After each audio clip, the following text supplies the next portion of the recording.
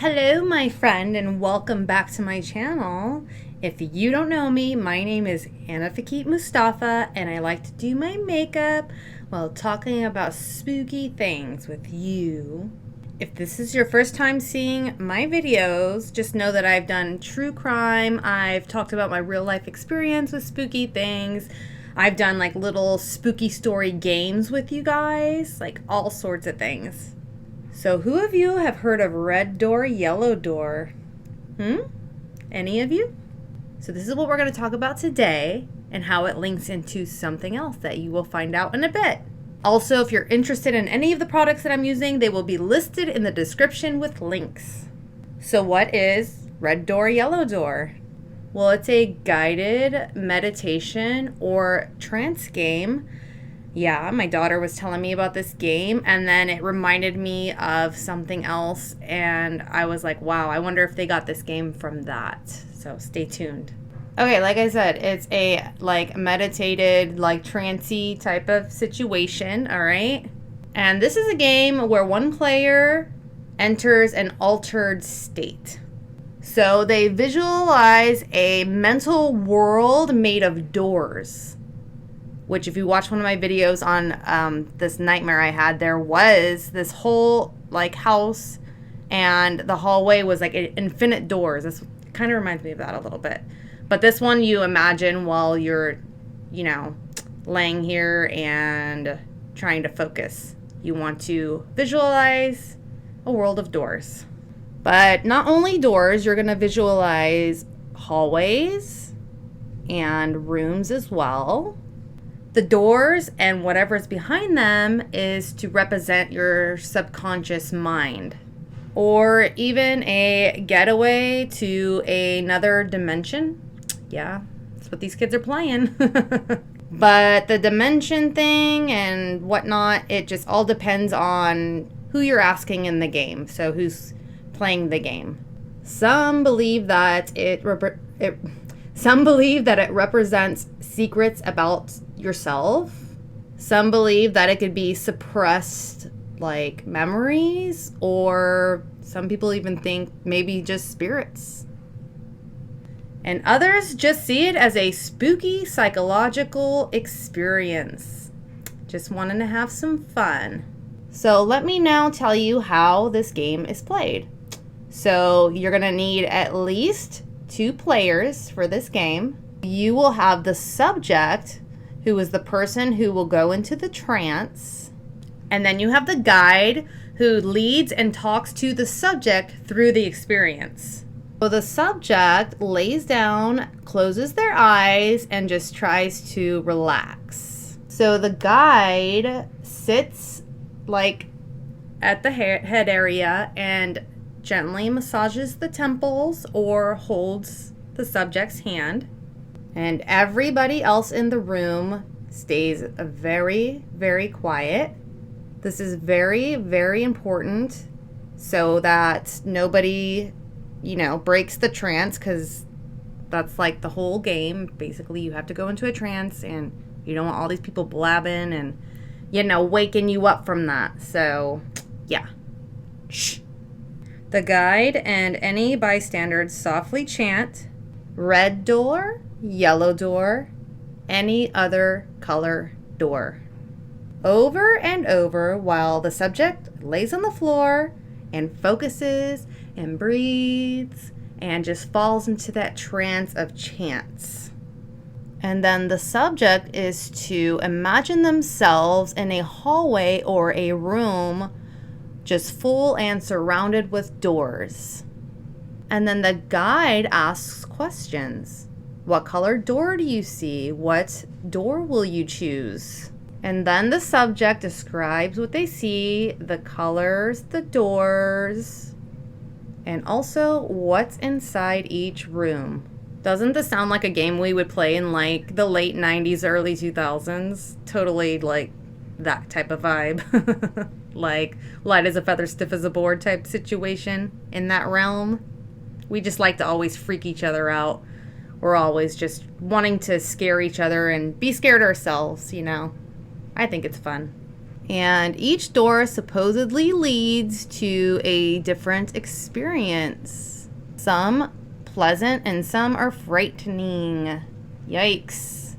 You guys, I think I summoned something because it is raining so hard right now, and this is Las Vegas. We don't get rain and stuff, and it is just like coming down right now.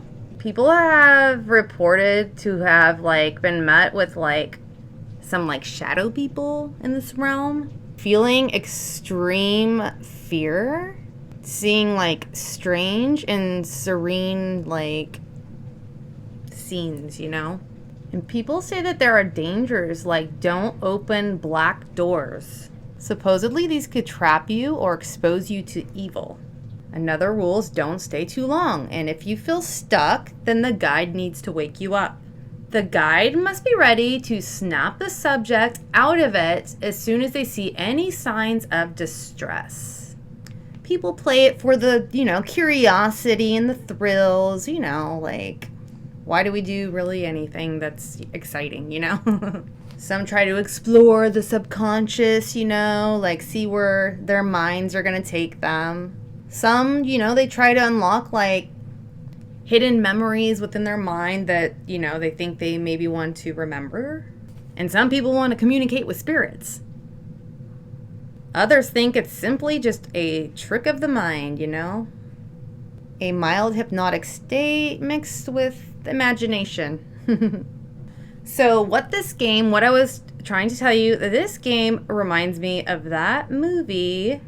What do you think? Dun, dun, dun, dun. Insidious. Yes. So here are some like really huge similarities to that. So exploring a hidden dreamlike world, that's exactly how that, if you haven't seen that movie, you need to watch it. That movie is creepy. And I love the wild imagination of that movie, which kind of makes this game kind of fun if they did get it from that, like trying to like go and find some creepy stuff, which, if it was in real life, it wouldn't be cool, but I don't know. Yeah. So the kids are just having fun with it. In the movie Insidious, the astral projection sequences show the character Dalton, and later his father Josh, leaving his body and wandering through a strange dark dimension called the Further. And this is very much like the mental world that people explain red door, yellow door to be in. Shadowy hallways, endless rooms, and mysterious doors, each leading to different, sometimes terrifying scenes. In both, it feels like you're living in a world of your subconscious or like on another plane altogether. You're like super vulnerable while you're exploring it because your body is like left behind. Okay, more similarities is doors and gateways. In Insidious, the characters like come across like literal doors as they're exploring the Further, which open to like different memories or spirits or parts of like a dimension. Some doors lead to harmless rooms and others to horrific entities. Ugh. Exactly like in Red Door and Yellow Door, where the color and the choice of your door matters. In both, doors symbolize choices and like unknown outcomes. Yeah. Some doors like lead to danger, and you're warned not to open certain ones. Like the black door from the game. Side note, look at that glitter. That's Arsenal from Gothic Hippies. Okay, so in both, encounters with dark entities. Okay, so in Insidious, Dalton and Josh encounter sinister spirits like the lipstick face demon, if you will. The Bride in Black and other lost souls who want to possess their bodies. No, thank you. Scary movie. 'Tis the season. Go put it on after this video. In A Red Door, Yellow Door, players often describe seeing men in suits, shadowy figures, or terrifying monsters lurking behind doors or down corridors. And in both, these beings are drawn to you and can trap you or harm you if you interact with them. Don't interact with them. And you are warned to not engage with them. And then also, another one. Oh, my stuff's falling down. Getting trapped, okay? So this is in both the movie and the game as well. In Insidious, Dalton becomes trapped in the further, unable to wake up, which is why the guide's role is critical. To bring you back before it's too late. I think I did a really good job connecting those two. So if you have played that game, go watch that movie. And if you've watched that movie and never heard of this game, you can see how they are synced together. Yeah, I did a good job. And like the whole reason I even did this video about this topic was because my daughter was talking about this game. I forgot we were talking about, but she was like, oh, have you heard of Red Door, Yellow Door? And I was like, I have not. And she was like, oh yeah, it's her age and all those kids that play this game. That's why I've never heard of it. But she was like telling me about it. And I was like, this sounds just like Insidious. And she's like, what's Insidious? And I'm like, let's go watch it. Yeah, that was a bit too scary for her. So yeah, I didn't think it would be because her favorite movie forever was like The Conjuring. So, you know, with Annabelle and stuff. But it was psychologically, like that movie makes you think. And it's really cool. Like, I like movies like this. It kind of reminds me of like Nightmare on Elm Street. I like how they throw this imagination, like dream type of world, because like dreams can be really scary. And like to visually watch it on the TV screen is like really cool.